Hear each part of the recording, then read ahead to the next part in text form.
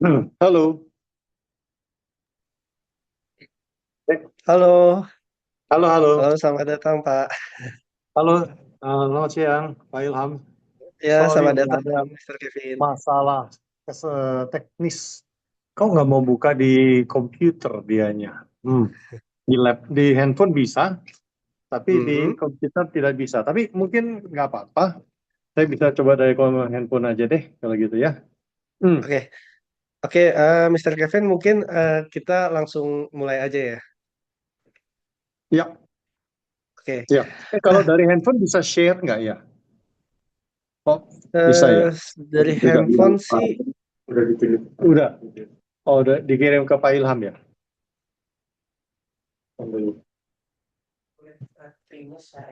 boleh nanti tim dari Mr. Kevin share aja ke grup kami, nanti biar tim kami yang handle.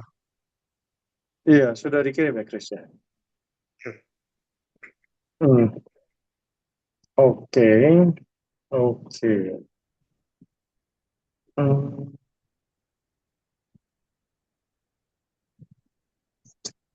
Ya, oke. Baik, Ya, oke. Mari kita mulai deh kalau gitu, Pak. Sorry, Pak. oke. Mm-mm. Baik, halo selamat siang smart people yang ada di Zoom maupun yang ada di Instagram. Selamat datang lagi di salah satu program favorit dari NHB Sekuritas Indonesia yaitu Smart Talks. Senang sekali saya bisa bertemu dengan smart people semua yang nampaknya sudah pada siap untuk mengikuti Smart Talks yang ini sambil menemenin smart people beraktivitas. Perkenalkan, saya Ilham sebagai technical analyst dan juga menjadi host hari ini. Sekarang kita kedatangan tamu yang sangat-sangat spesial. Mungkin semua people sudah mendengar sedikit-sedikit nih tamunya. Beliau memiliki background pendidikan Bachelor of Arts in Business Administration, Lewis and Clark College tahun 1991, kemudian Bachelor of Applied Science in Mechanical Engineering, Columbia University in the City of New York 1989, dan beliau merupakan direktur serta CEO dari PT Buana Lintas Lautan yang sahamnya juga lagi hot-hotnya nih beberapa pekan terakhir. Karena kalau saya intip-intip berdasarkan pertumbuhan sahamnya dari tanggal 31 Maret hingga 22 April 2026 kemarin bertumbuh sebesar 80% dan bertumbuh sebesar 228% sejak saham ini IPO 23 Mei 2011 ya, yang mana harganya waktu itu 155. Kira-kira semua people ada yang tahu tiket sahamnya apa? Bisa chat di kolom komentar sekarang. Baik, beliau adalah Mr. Kevin Wong selaku CEO dari PT Buana Lintas Lautan atau tikernya BUL. Apa kabar Mr. Kevin? Halo, selamat siang. Baik-baik, Pak. Masih. Semoga sehat selalu ya Mr. Kevin. Kalau misalnya kita melihat market nih Mr. beberapa pekan terakhir nampaknya sedang volatile sekali ya, apalagi berhubungan dengan Selat Hormuz. Kira-kira sedikit pendapat dari Mr. Kevin seperti apa nih? Iya, Pak. Ya, terima kasih, Pak, atas kesempatannya. Kalau kita lihat sih, kondisi gejolak geopolitik saat ini itu ya cukup positif untuk kapal tanker minyak, gitu. Karena yang harus diingat oleh semua adalah demand untuk atas kapal tanker itu bukan cuma hanya dari volume, tetapi yang juga sangat utama adalah dari segi jarak dan disruptions. Ya, tentunya dengan ada gejolak politik ini berdampak sangat besar dari segi eh, jarak tempuh untuk setiap muatan dan juga meningkatnya disruption gitu, Pak. Ya, betul sekali ya, Mr. Kevin. Lagi memang kebijakan dari Trump sendiri sedikit banyak memengaruhi harga saham, apalagi salah satunya saham BOL. Nah, Smart People, sepertinya Mr. Kevin memiliki sesuatu yang ingin disampaikan ke kita. Mari kita persiapkan. Kalau ada alat tulis, langsung saja dipersiapkan sekarang ya. Bisa ditulis melalui handphone dan sebagainya macamnya. Namun semua people perlu diketahui nih sedikit. Di dunia ini ada yang namanya 7 keajaiban dunia. Sepekan itu ada 7 hari dan RHB Sekuritas Indonesia punya promo margin sebesar 7,7% yang berlaku hingga Desember 2026. Jadi bagi small people yang belum memanfaatkan promo margin ini bisa langsung hubungi sales masing-masing. Baik, Mr. Kevin, bila ingin ada yang disampaikan, bisa disampaikan, bisa di-share, dan untuk sesi Q&A-nya kita akan lakukan di akhir pembahasan. Oke, saya coba share presentasinya ya. Saya belum pernah pakai laptop, so bisa saya dikasih apa itu? Oh, itu dia sudah ada ya. Oke, mungkin kita karena berhubung keterbatasan waktu, kita langsung yang ke depan lagi ya, Pak ya. Mungkin yang bagian laporan keuangan. Uh-uh. Nah, mungkin berapa 4-5 slides terus lagi. Iya. Atau saya coba kontrol dari sini ya, Pak, bisa mungkin ya. Saya coba bisa diizinkan untuk sharing.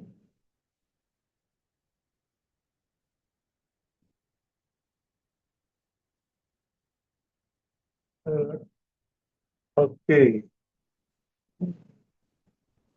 saya masih belum bisa sharing ya. Sebentar Pak Kevin. Oke, Boleh dicoba Pak Kevin? oke deh. Nah, nah, mana ya?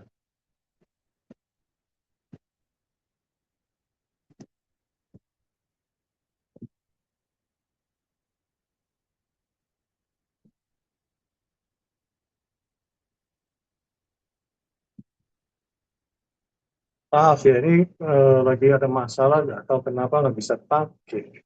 Tapi oke, berhubung ini saya belum bisa sharing, mungkin balik ke file ham kali ya. Sorry about that. Hmm. Atau mau dibantu Pak Kevin? Kayak tadi. Eh, Mungkin yang kayak tadi aja deh Pak, supaya kita nggak makan waktu dari teman-teman semuanya ini. Nah, itu dia. Nah, intinya kalau yang kita mau jelaskan di bagian ini adalah kinerja keuangan kami sudah membaik dalam 3 tahun terakhir. Nah, di mana untuk ke 2025 sudah cukup baik, ya berapa apa meningkat lebih daripada annualized rate. Tetapi untuk tahun ini itu kinerja akan jauh lebih baik karena kalau tahun lalu lebih dari 20 juta berdasarkan tarif sewa kapal MR yang 21.500 dan untuk Afra 40.000. Saat ini tarif sewa MR dan Afra itu sempat mencapai 100 sampai 200.000. Tentunya berarti kinerja kami tahun ini akan membaik bukan bukan sekedar berapa puluh persen, akan meningkat berapa kali lipat begitu. Maka dari itulah satu alasan kenapa kita melihat tahun 2026 itu tahun transformasi, tetapi kami menggunakan kata transformasi enggak dengan gampang ya, karena kita melihat transformasi bukan hanya dari segi hasil kinerja keuangan, tetapi juga dari segi usaha kami. Karena kalau dulu kami berkembang di oil tanker saja. Ke depan ini kami sedang mengembangkan selain dari oil tanker adalah juga LNG tankers dan juga FPSOs dan FSRUs. Nah, ini semua sangat prospektif ya. Mungkin kita bisa beberapa slide ke depan. Um, Kalau kita lihat eh, apa, eh, mungkin 3-4 slide ke depan yang dimana ada mengenai pilar usaha. Ada 4 pilar usaha kami yang dimana salah satunya yang ini untuk oil tankers. Nah, kita lihat untuk oil tankers betulnya itu prospeknya sangat-sangat baik. Kenapa? Karena ya ini kondisi dari secara, nah ini yang kita mungkin mau tekankan. Kita jangan terlalu lihat cuma soal perang dan kinerja kami baik. Justru yang kami tekankan adalah kinerja kami akan baik with or without gejolak geopolitik begitu. Nah, karena secara dasar konsumsi minyak tentunya selalu naik gitu ya. Nah, selain dari situ produksinya juga menyamai, tapi yang penting yang tadi saya katakan jarak gitu. Karena produksi minyak kebanyakan di belahan barat, tetapi konsumsi adalah di belahan timur. Jadi untuk setiap barel minyak yang akan meningkat permintaannya, berarti akan harus jarak tempuh jauh lebih besar, lebih jauh. Yang berarti itu akan meningkatkan demand atas kapal tanker minyak lebih tinggi dari biasanya. Nah, tentunya selain dari situ adalah ya efek dari gejolak ini. Nah, mungkin kita bisa lihat the next slide yang dimana yang ini kalau dilihat di slide ini kan bisa dilihat bahwa jarak ini sangat jauh nih. Ini kalau biasa dari let's say Middle East itu let's say ke Asia hanya sekitar 5, 7, 10 hari. Sekarang setiap barel minyak yang permintaannya menambah itu harus dari belahan barat yang jarak tempuhnya itu sekitar 50-60 hari gitu. Yang jadi jarak tempuhnya itu berkali-kali lipat. Makanya ini yang sangat dampak positif untuk permintaan atas kapal tanker minyak. Karena itu increase in demand for oil tanker itu akan leverage up gitu. Nah, ini bisa dilihat di slide berikutnya. Itulah yang tadi saya katakan OPEC meningkatkan produksi. Nah, yang mungkin perlu saya jelaskan kenapa tarif sewa minyak juga meningkat cukup signifikan setelah 2022 itu karena Rusia invasi Ukraina. Karena itu EU atau Eropa melarang import minyak dari Rusia. Padahal sebelumnya Rusia itu ekspor lebih dari 5-6 juta barel per day ke Eropa. Karena memang Eropa yang paling dekat gitu toh. Jadi kebanyakan minyak itu nggak naik kapal tapi melalui pipa, dan kalaupun pakai kapal hanya 3-4 hari. Tetapi sejak perang itu karena dilarang oleh Eropa, Rusia harus jual minyaknya ke Asia, yang berarti jarak tempuhnya sangat jauh. Maka itu yang mendorong permintaan atas kapal tanker minyak yang sangat signifikan. Nah, tetapi selain dari situ, sebetulnya akan ada efek yang lebih besar lagi, yaitu implementasi dari semua trade agreements yang dipaksakan oleh Amerika, gitu. Kenapa? Karena biasanya negara-negara membeli minyak atau gas itu dari produsen-produsen terdekat yang efisiensi. Nah, tetapi karena Amerika memaksakan harus trade balance, maka dari itu negara-negara seperti Indonesia, Taiwan maupun Eropa itu harus membeli minyaknya dari negara yang lebih jauh, which is Amerika. Yang berarti ini kejadian yang mendorong tarif sewa kapal tanker minyak yang tadi hanya antara Rusia sama Eropa, ini akan terjadi di seluruh dunia. Nah, ini yang belum terjadi, yang akan terjadi. Makanya kami melihat bahwa prospek untuk kapal tanker minyak ke depan sangat positif, gitu. Nah, karena selain dari situ juga kita lihat bahwa armada ini saat ini agak artificially besar. Kenapa? Karena karena Rusia invasi negara orang, Iran mau nuklir, Venezuela nyebelin Amerika kali dulu mereka disanksi. Nah, karena mereka disanksi, mereka tidak bisa menggunakan kapal-kapal yang normal. Nah, karena mereka tidak bisa menggunakan kapal yang normal, berarti dia harus pakai kapal apa yang tersedia. Berarti kapal-kapal yang sudah disanksi juga. Nah, kapal kalau sudah disanksi, ini kapalnya kondisinya sangat-sangat jelek, tetapi karena negara-negara itu tidak ada pilihan, makanya mereka masih tetap pakai kapal-kapal ini. Ya, contohnya kapal-kapal yang tidak ada maintenance ataupun kapal yang sudah sangat tua, tetap masih bisa bekerja pada saat ini. Gitu. Nah, tetapi Ini bisa dilihat makanya jumlah armada yang sudah tua sekali yang bisa mencapai umur 20 tahun dalam 5 tahun ke depan itu mencapai sampai lebih dari 50%, padahal biasanya hanya sekitar 20-30%.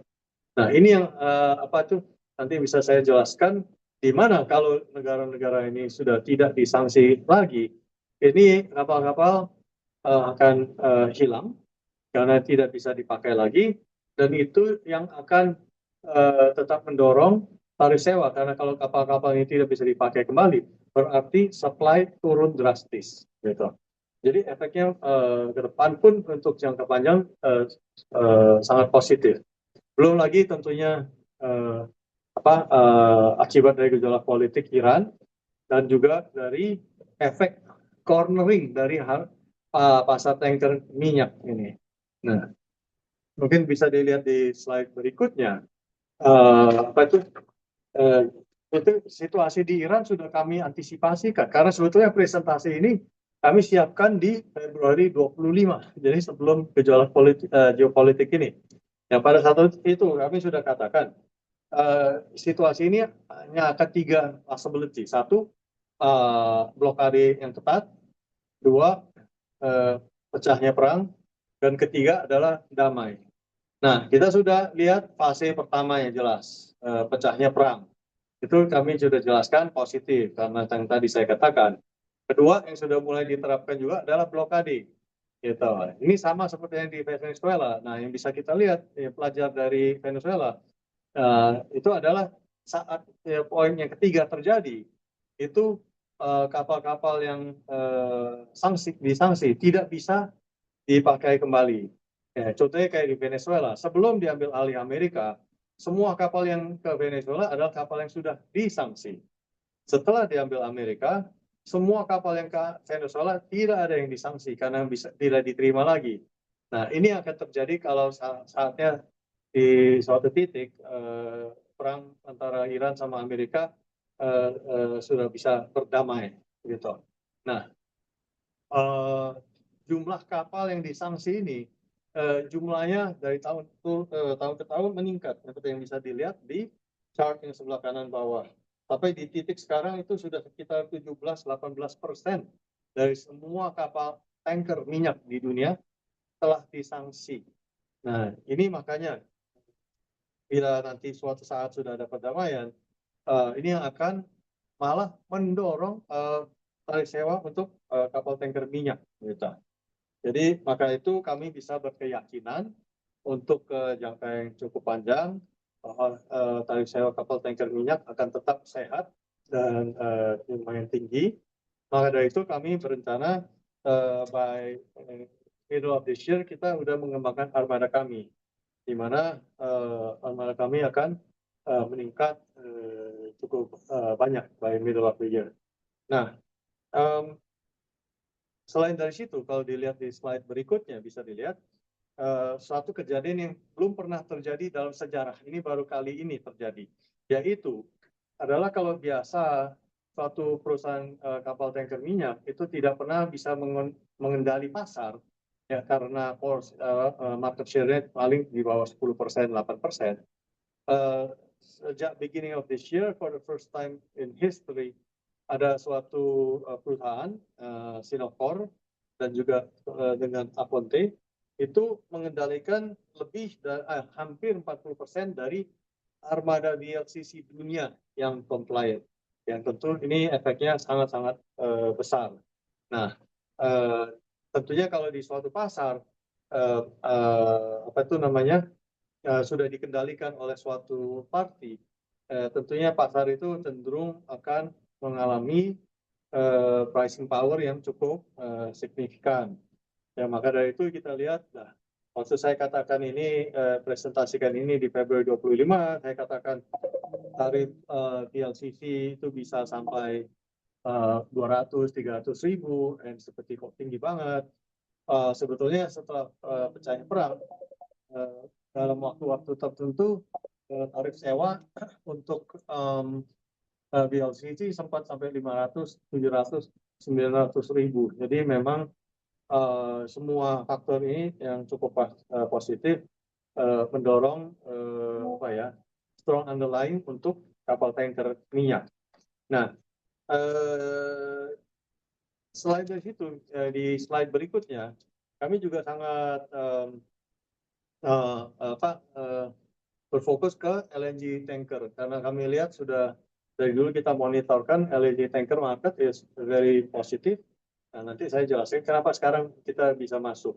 Karena satu, di Indonesia pun tentunya prospek untuk LNG transportation sangat baik, yang dimana sejak 2024 itu sudah meningkat 30%. Nah, ke depan sesuai dengan yang dicanangkan pemerintah, dengan adanya gasifikasi di Indonesia, demand atas LNG transportation di Indonesia akan meningkat pesat.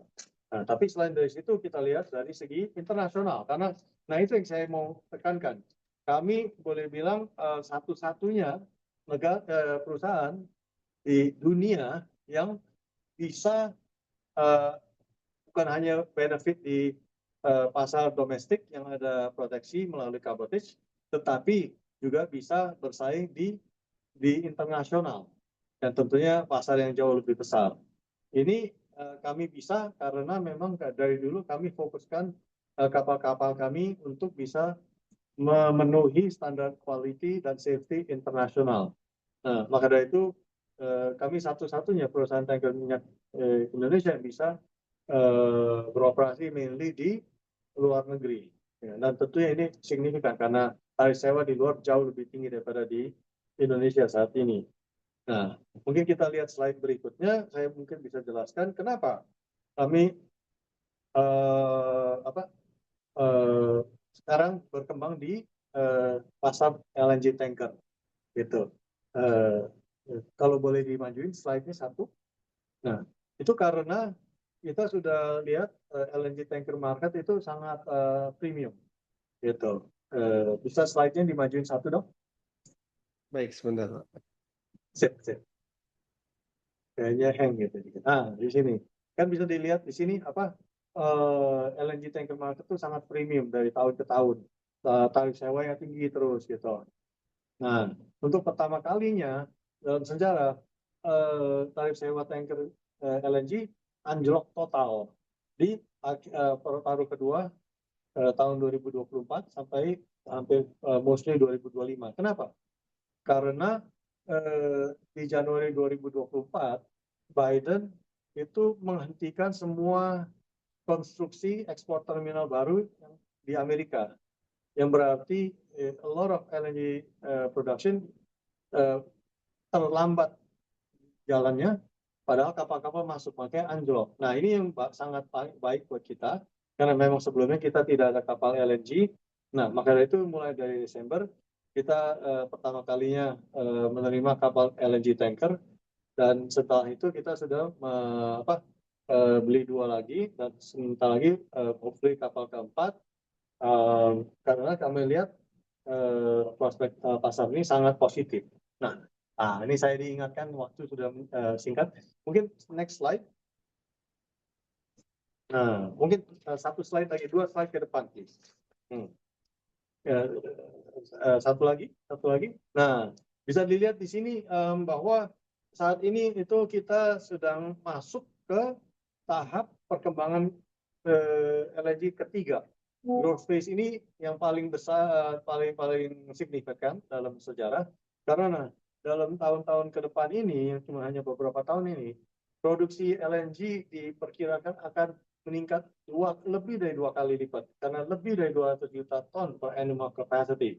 Maka dari itu, dari segi ton miles akan sampai 2027 akan meningkat sekitar 30%, padahal armada hanya bisa meningkat sekitar 19%. Jadi berarti pasar yang sudah cukup tight ini akan lebih tighten lagi. Nah, ini yang sangat mendorong. Nah, tapi on top of that, yang tadi saya katakan, salah satu pemicu pertama untuk oil tanker rate naik meningkat banyak adalah minyak Rusia dilarang oleh Eropa. Tapi sampai sebelum ini, gas Rusia tidak dilarang oleh Eropa. Baru mulai tahun ini dilarang oleh Eropa. Nah, kembali ini akan mendorong permintaan atas kapal tanker LNG gitu. Apa tuh yang cukup sangat signifikan begitu. Nah, jadi dengan semua ini yang akan terjadi, kami sangat yakin LNG tanker market akan sangat prospektif. Nah, tapi selain dari situ, di slide berikutnya kita lihat bagian dari gasifikasi di dalam negeri adalah meningkatnya keperluan untuk unit FSRU, namanya Floating Storage Regasification Unit.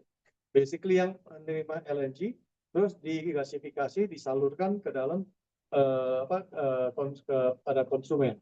Nah, di Indonesia sendiri akan mengadakan 5 tender. Yang satu pertama sudah lagi jalan adalah Bali FSRU. Nah, selain dari situ, ada yang buat FPSO.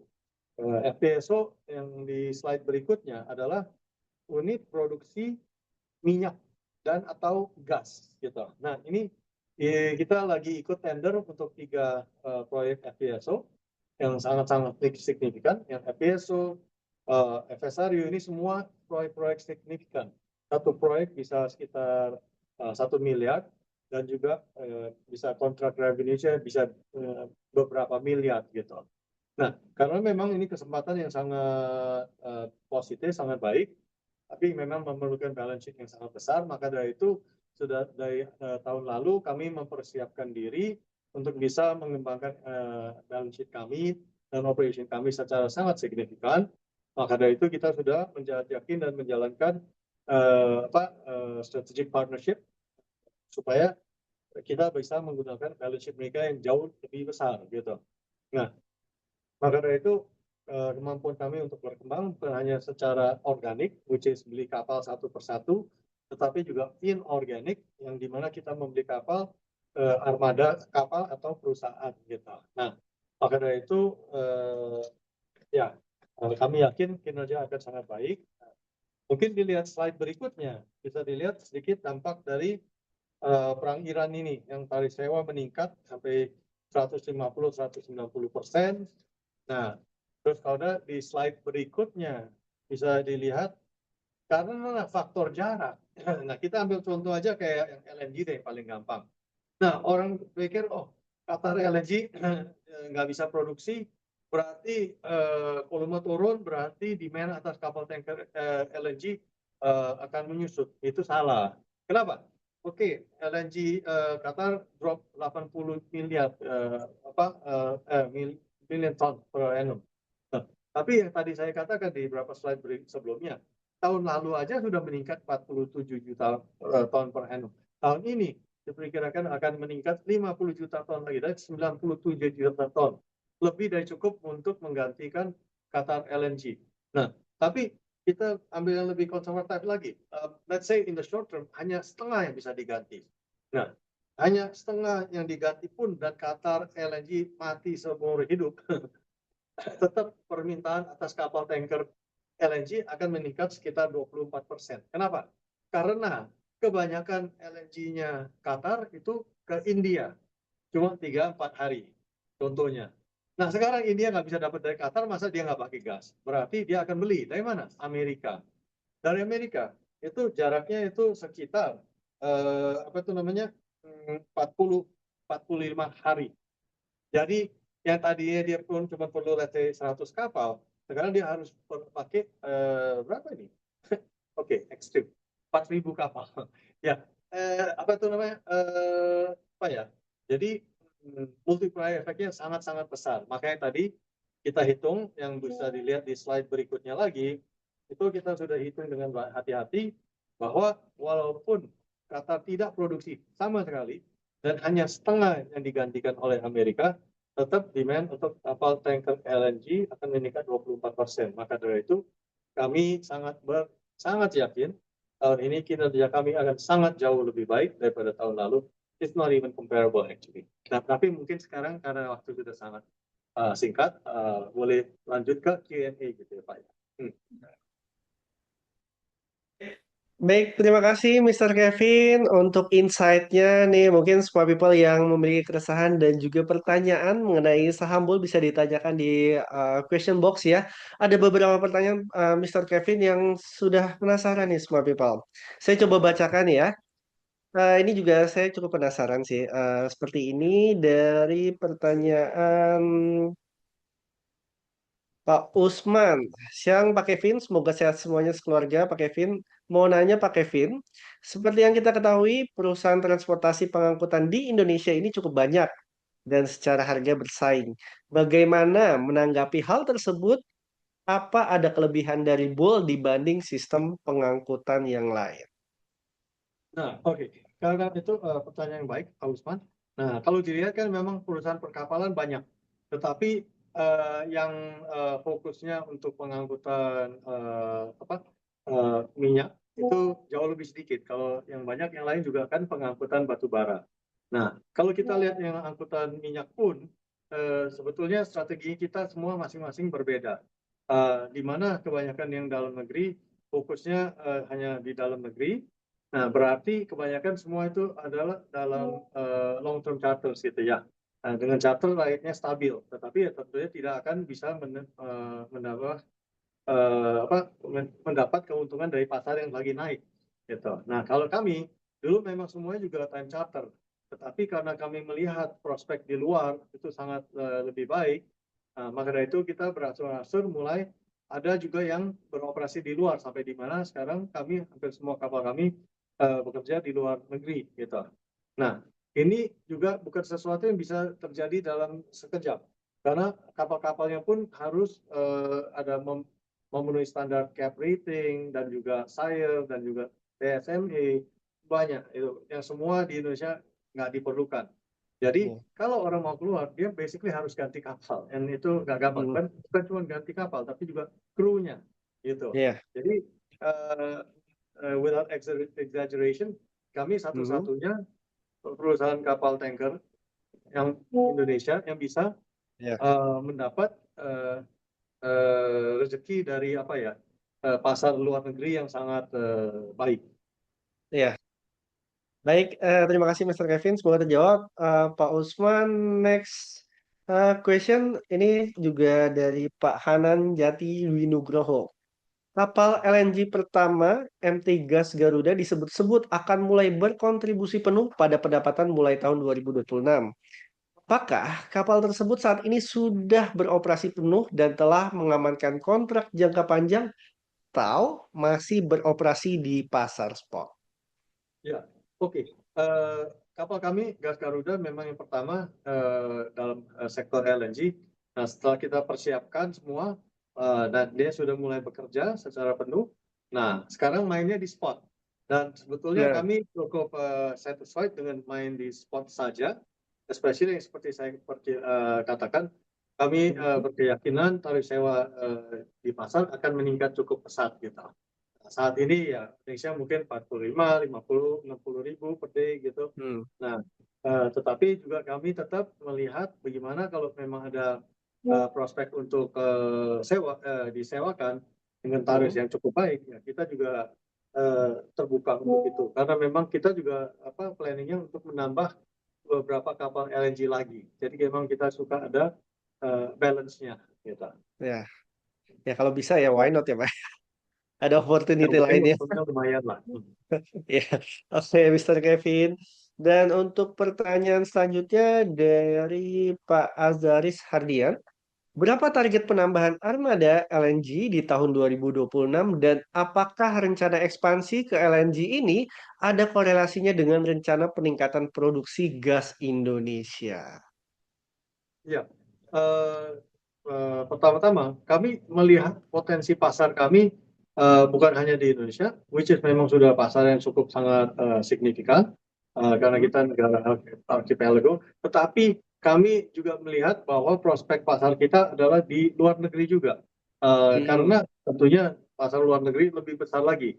Nah, itu yang makanya kita bisa melihat bahwa prospek untuk kami berkembang itu lebih besar dan luas daripada mhm, yang lain karena memang kita melihatnya pasar dunia bukan hanya pasar Indonesia. Nah, maka dari itu untuk menangkap kesempatan itu, kita lihat ya kita menambah kapal, ya kita sudah ada fix 3, nah, pulih sebentar lagi ada yang keempat. Nah, dan seperti yang tadi saya katakan, dengan ada kerjasama dengan strategic partner yang dimana kemungkinan kita bisa berkembang bukan hanya beli 1-2 kapal gitu, tetapi membeli sekaligus armada atau perusahaan. Nah, kalau memang itu rencana itu semua yang kita lagi kerjakan itu terjadi, prospeknya itu kapal energi kami akan jauh lebih banyak gitu.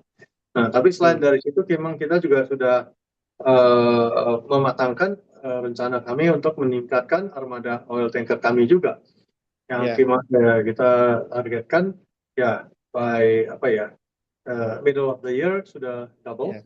dan juga Wow. penambahan FPSO dan FSO. Jadi Hmm. memang tahun ini kami sangat-sangat sibuk. Mid of the year ya, double ya Pak ya, potensial ya Pak. Wow, ini salah satu jawaban yang cukup insightful sekali nih. Dan mungkin Mhm. sebagai small people juga penasaran nih, kira-kira bagaimana pergerakan harga sahamnya. Nanti mungkin sedikit tipis-tipis akan dibahas juga. Nah, pertanyaan selanjutnya penasaran nih Pak. Di tengah kondisi global yang dibilang cukup fluktuatif, ini lumayan fluktuatif sekali. Mhm. Bagaimana dari Bull sendiri menjaga stabilitas pendapatannya? Ya, kami melihat itu dengan satu, apa itu namanya, menargetkan pasar-pasar yang lebih relatif stabil gitu. Maksud saya, makanya kami kita tidak pernah mau apa ya, berinvestasi di kapal VLCC gitu, karena mereka itu sangat volatile gitu. Jadi kami Hmm, fokusnya ke kapal yang namanya MR dan Aframax yang ukurannya sampai 30.000 sampai 110.000. Nah, kalau hmm, kapal Aframax yang 110.000 itu ya sebagai contoh gambaran itu lebih gede daripada gedung BNI gitu. Jadi kapalnya cukup besar gitu. Nah, tapi secara kita historis itu kinerjanya jauh lebih stabil dan rate of hmm, return-nya lebih baik. Kedua, kita menjaga kinerja kita itu adalah dengan apa itu namanya, mengembangkan 4 pilar usaha ini. Jadi bisa saling mengbalance gitu. Nah, kenapa juga? Karena dengan itu kita bisa bangun yang ketiga, yang dimana adalah balance antara pendapatan kami dari kontrak dibandingkan dengan yang dari spot gitu. Makanya yang kita tambahkan ini dari segi FPSO dan FSO ataupun nanti down the road FSRU itu semuanya kontrak jangka panjang, baik 5 tahun, 10 tahun, 20 tahun gitu. Jadi maka dari itu kami bisa berkeyakinan bisa menjaga kinerja kami itu untuk cukup stabil dan sehat. Wah, menarik sekali Mr. Kevin.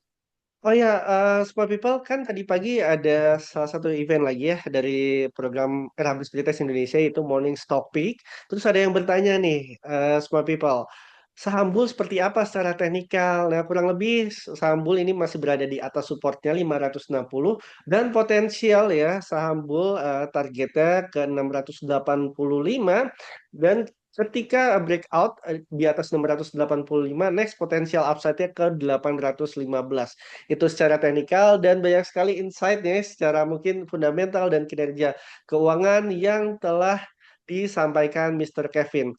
Nah, pertanyaan selanjutnya untuk Mr. Kevin, kalau bisnis Bull ini kan memang sangat dekat dengan sektor energi. Kira-kira seberapa signifikan nih pengaruhnya dari naik turun harga minyak ke kinerja perusahaan? Biar kita tahu nih, kira-kira kalau misalnya harga minyak naik sekian, oh signifikansinya kurang lebih berapa? Dan ketika lagi turun, ini seperti apa?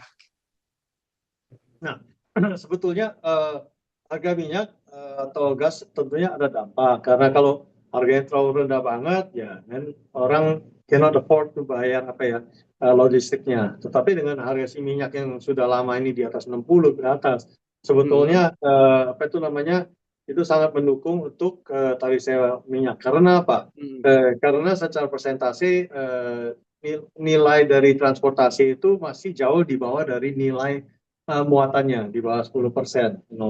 Jadi pokoknya kalau di atas 60 kira-kira itu membuka peluang yang cukup banyak untuk tarif sewa bisa lumayan tinggi gitu. Nah, tetapi dalam periode-periode kayak begini yang di mana harga minyak lebih tinggi lagi karena memang Ya. permintaan cukup masih tinggi, tetapi karena apa itu namanya gejolak politik ini berarti Mm. banyak apa ya lebih pasar basically tidak se-efisien yang normal gitu. Ya. Makanya banyak ini. Contohnya ini, loh, biasanya dalam sejarah China selalu membeli LNG. Ya. Malah 1-2 bulan yang lalu China malah ekspor LNG gitu. Nah, Amerika produsen LNG terbesar di dunia malah ada import LNG dari Trinidad gitu. Jadi banyak itu jadi yang alur atau orang yang tadinya kapal lagi ke Eropa, sekarang karena Asia menawarkan lebih tinggi harganya, Ya. dia turun ke bawah gitu. Jadi ini semua yang sangat-sangat mendukung tarif sewa minyak kapal tanker minyak.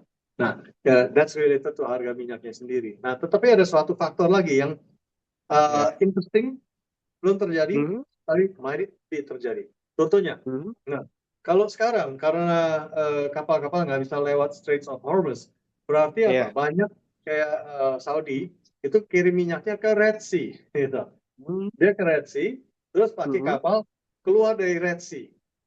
Nah, Mhm. tapi kalau kita ketahui dari tahun 2023 sampai pertengahan third quarter 2025, Red Sea Ya. tertutup karena Houthis-nya Iya. menyerang kapal-kapal yang mau lewat Bab al-Mandeb Strait gitu. Nah, Ya. mereka belum melakukan itu. Kalau itulah dilakukan lagi, berarti nggak bisa Mhm. keluar dari bawah lagi. Berarti apa? Iya. Kapalnya harus keluar lewat atas. Nah, Iya. signifikannya ini apa? Berarti nggak bisa pakai kapal VLCC. Yang dia bisa pakai adalah Oke. Aframax atau Suezmax, kapal kayak kita. And on top Hmm. of that, kapalnya tidak bisa turun langsung ke Asia, tapi harus ke atas, muter Iya, muter. Afrika. Iya. It's crazy. Belum terjadi. Tapi kalau Ya. terjadi, nah itu crazy. Dan demand-nya semakin banyak ya, Pak. Ya. So, Terus ada pertanyaan lagi nih, Mr. Kevin, dari Pak Dimas. Apakah yang pertama, apakah 2 kapal yang sudah didatangkan dari rencana total 3 kapal sudah beroperasi dan sudah memberikan pendapatan ke perusahaan? Itu yang pertama. Kemudian yang kedua, kapan, ini penasaran juga sih yang kedua, kapan kiranya laporan tahunan 2025 dirilis? yes. So, kalau yang kapal pertama sudah beroperasi, nah Mhm. kapal yang kedua akan mulai beroperasi bulan depan. Kita kan masih refurbish untuk siapkan sesuai standar kami begitu. Iya, Nah, iya. dan nanti yang ketiga targetnya sekitar Juli gitu. Nah, sambil kita masih cari kapal-kapal yang lain sih. Nah, Iya. dari segi laporan keuangan, nah ini karena kita sangat unik. Maksudnya, karena kita satu-satunya yang boleh dibilang kapal-kapal kita hampir semuanya di luar negeri. Itu Oh, create suatu challenge tersendiri. Kenapa? Kan iya. untuk laporan keuangan kita perlu ada valuation. Untuk valuation Mhm. KJPP mesti naik kapal. Naik kapal kita di luar negeri. Kapal kita beroperasi di negara di mana yang seperti kita ketahui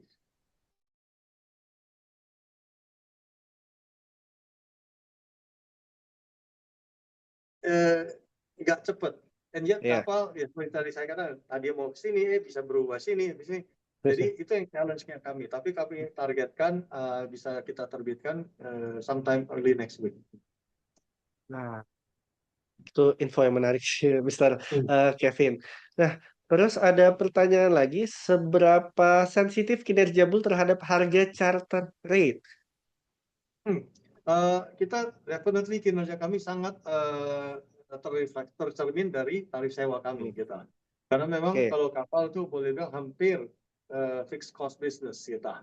Hmm. Dari OPEX-nya itu definitely fixed cost gitu. Fixed cost. Nah itu tentunya kalau tarif sewanya rendah, that's not good gitu. Nah tetapi kalau tarif sewanya naik, nah itu semua fall straight to the bottom line gitu. Jadi kalau dilihat sih apa itu namanya proyeksi kinerja Bull cukup gampang. Tinggal kita lihat tarif sewanya berapa. Nah itu yang akan tercermin di kinerja Bull, sangat transparan. Oke, baik Mr. Kevin, ini dari Anonymous ya tadi yang bertanya. Nah, ada pertanyaan menarik lagi. Kalau misalnya para investor nih mau melihat perkembangan emiten bull ini, pertumbuhannya seperti apa dan secara fundamental seperti apa, kira-kira indikator apa saja sih Mr. Kevin yang perlu kita perhatikan? Kalau mungkin di laporan keuangan kayak misalnya PER-nya berapa, EPS-nya berapa, kemudian growth-nya seperti apa, net income-nya seperti apa. Kalau dari Mr. Kevin sendiri, ada nggak point of view yang bisa kita ambil nih?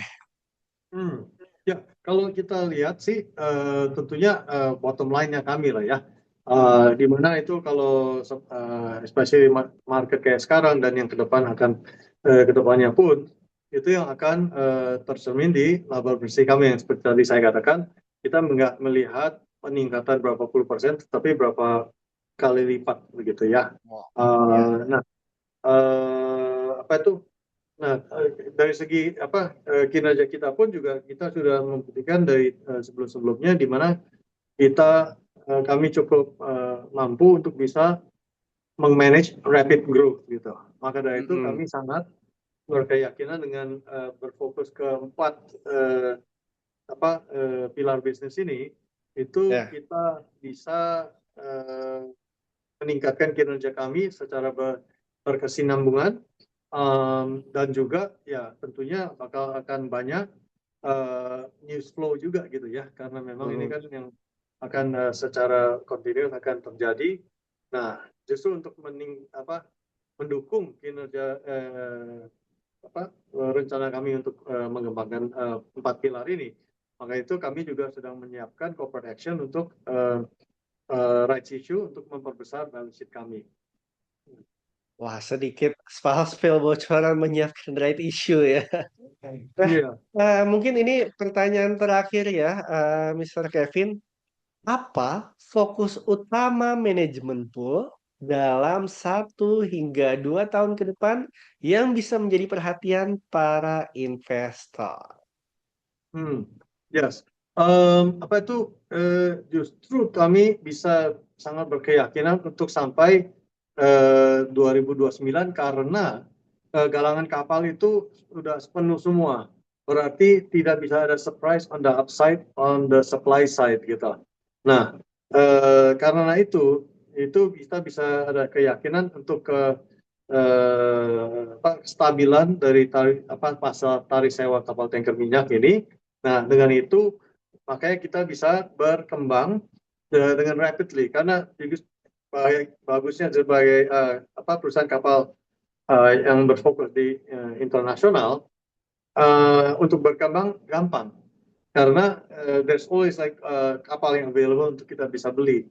Jadi kita bisa berkembang cepat. Lain dengan let's say perusahaan lain yang mungkin kalau mau berkembang, nah dia mesti bangun pabrik ya 2-3 tahun dari sekarang baru jadi ya something. Kita beli hari ini, bulan depan, 2 bulan ke depan sudah kapal-kapal itu mulai berkontribusi. Maka dari itu kami lihat ke depan ini kemungkinan bisa ada yang kita katakan kayak snowball effect gitu. Dengan ada kapal sekian kita bisa berkembang sekian, dengan armada yang lebih besar kita bisa berkembangnya lebih pesat lagi. Wah, ditunggu Mr. Kevin dan juga Emiten Bull untuk perkembangannya. Baik, nampaknya kita sudah di penghujung acara. Terima kasih banyak Mr. Kevin Wong sudah mau berbagi kepada kita semua ya. Mungkin catatan semua people juga pada full ya. Tinggal di eh, evaluasi kembali apakah sesuai dengan trading plan dan juga tujuan investasi serta trading ke depannya. Terima kasih banyak semua people yang sudah menyempatkan waktunya dari awal hingga saat ini. Semoga apa yang kami sampaikan dapat bermanfaat dan bisa menjadi sebuah pengalaman baru bagi semuanya. Jangan lupa Smart Talks diadakan setiap seminggu sekali dan juga Senin sampai Jumat 8.30 waktu Indonesia Barat ada program yang bernama Morning Topic. Sekali lagi terima kasih Mr. Kevin Wong untuk waktunya. Sukses selalu ya, sehat-sehat selalu. Saya Ilham dan Mr. Wong izin undur diri. Selamat siang semuanya. Makasih Pak Ilham.